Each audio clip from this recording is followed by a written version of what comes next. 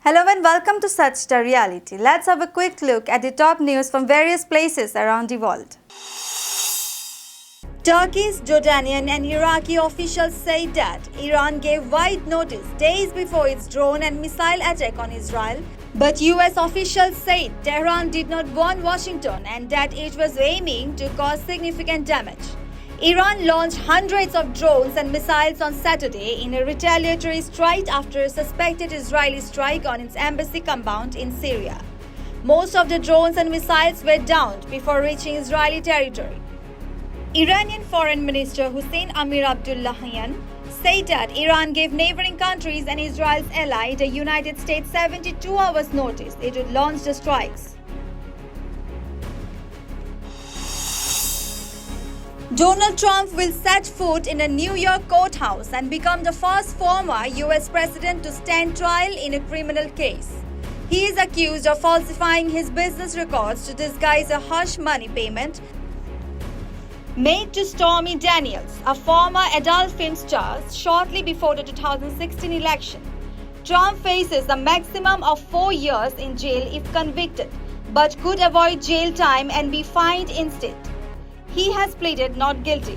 Trump's historic trial will take place against the backdrop of his presidential campaign and could ultimately see the presumptive Republican nominee become a convicted felon months before voters head to the polls in November. The White House has warned Israel that the US will not participate in any retaliatory strikes on Iran. Over 300 drones and missiles were fired at Israel overnight, which Iran said was in response to a 1st April strike on its consulate in Syria. Almost all weapons were shot down by Israeli, US, and allied forces before they reached their targets.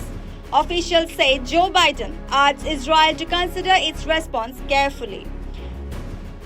Speaking to reporters, a senior administration official said that Biden told Israeli Prime Minister Benjamin Netanyahu to think very carefully and strategically about how his forces reply to the unprecedented action, the first direct attack by Iran on the country.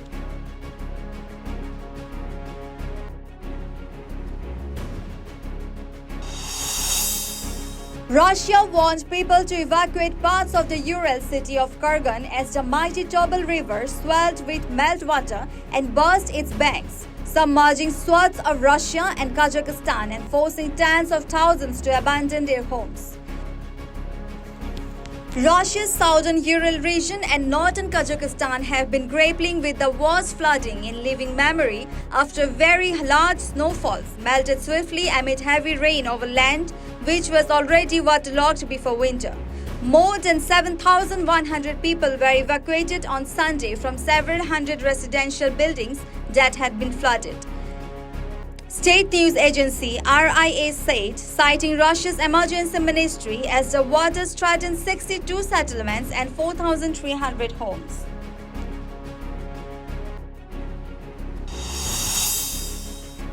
Landslide on Indonesia's Sulawesi Island on the weekend killed at least 18 people, with rescue efforts, including police sniffer dogs, still ongoing for 2 missing people, local authorities said on Monday.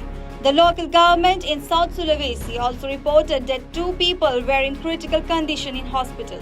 Landslides triggered by high-intensity rains affected 2 villages in the region of Tanah Toraja in South Sulawesi and destroyed 4 homes.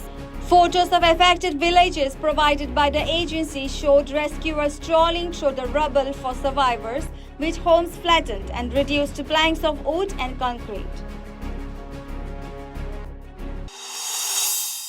Thank you. For more updates, keep watching Such the Reality.